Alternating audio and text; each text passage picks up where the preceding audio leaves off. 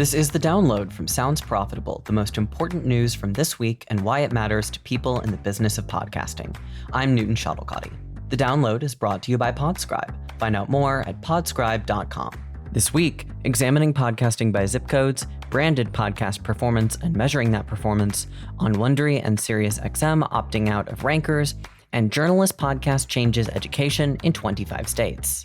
Let's get started. First, though, the Sounds Profitable educational series continues with a look at the news podcast audience in a live webinar featuring Tom Webster and Lamar Johnson, VP of Sponsorship Marketing at NPR's sponsorship subsidiary, National Public Media. This free event will be held on Wednesday, February 26th at 2 p.m. Eastern. Register at the link in the show notes.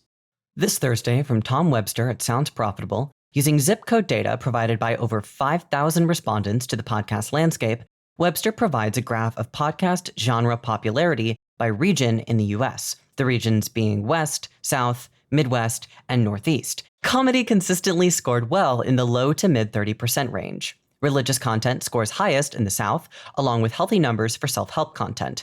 Science remains relatively niche across the board.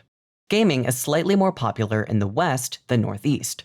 A quote from Webster, quote, "Or maybe, just maybe, we're all just listening to what we like. Regional stereotypes be damned. After all, nothing says American quite like having 57 different podcast options and still spending 20 minutes scrolling through them all before picking the same true crime show you always listen to." End quote. This Wednesday, from Paul Riesmandel at Signal Hill Insights, the company has published their second annual benchmark report for branded podcasts.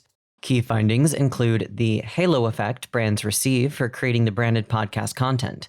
61% of surveyed branded podcast listeners said the episode they had just listened to made them feel somewhat or more favorable toward the brand. 75% agree it kept their attention the entire time.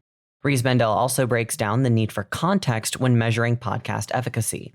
A quote from the article, quote, "To illustrate, let's take a metric like brand awareness. When a large ubiquitous brand like Coke runs a podcast ad campaign, we can't expect it to have much impact on awareness of the brand because nearly everyone who hears the ad already knows it well. A new or emerging brand, however, can reap significant gains in boosting an upper funnel measure like awareness. Trying to compare Coke's awareness lift scores to benchmarks that are strongly influenced by emerging brands is just not fair. A Coke campaign isn't a failure if it can't meet such a benchmark. A more meaningful benchmark in that case might be brand favorability. Context is everything," end quote. This Wednesday, from Podcast News Daily, a look at the recent opt-out from both Podtrac and Triton Digital podcast rankers by Wondery and SiriusXM Media Podcasts. A Wondery rep told Podcast News Daily the decision was motivated by a ranker that only represents RSS-based downloads, not representing their total audience. A representative from SiriusXM offered a similar explanation. Podcasts have grown on non-RSS platforms to the point their audience can't be properly tracked with just RSS that does not know about traffic on video, social media, FAST, that's free ad-supported TV, channels, and streaming platform versions of their podcasts. A quote from True Native Media CEO Heather Osgood, quote, "I don't believe opting out of these rankers negatively impacts ad buying. Advertisers are increasingly prioritizing audience engagement, looking at ratings and reviews to gauge a show's ability to cultivate an active and loyal listener base, one that's engaged enough to spread the word," end quote. As the creator economy evolves, so does the measure by which advertisers decide how engaged podcast audiences are and worth investing in. This Wednesday, from Rick Hess at Edweek, an op-ed interviewing Emily Hanford, creator of the investigative journalism podcast Sold a Story.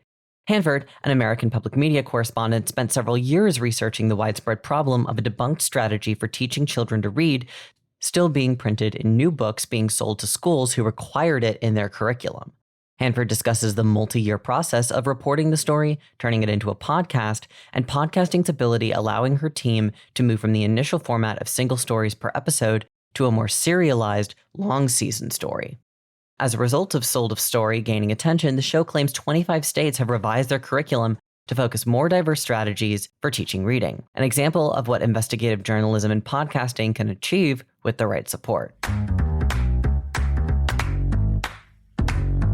Finally, it's time for our quick hits. These are articles that didn't quite make the cut for today's episode, but are still worth including in your weekend reading. This week, ARN's iHeart is celebrating its 5th birthday with major partnership extensions, including BBC Radio and Exactly Right Media.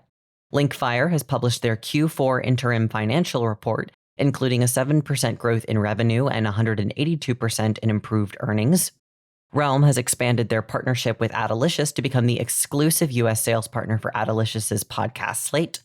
SiriusXM looks to YouTube and Spotify to help grow podcast subscribers. Podnews shares a first look at SiriusXM's new expansion to Spotify, YouTube Music, and other podcast apps via supporting cast. And IGN Entertainment has launched the podcast network Geek Media with representation by Realm. And that was the download, brought to you by Sounds Profitable. I know we went through today's stories fast, so be sure to check out the links to every article mentioned right in your podcast listening app or on the download section of soundsprofitable.com. And thank you for sticking with us as we bring you the top stories you might have missed from the past week. I'm Newton Shalakati. Our producers are myself, Gavin Gaddis, Brian Barletta, and Tom Webster. Thanks for joining us. Robot. Download complete.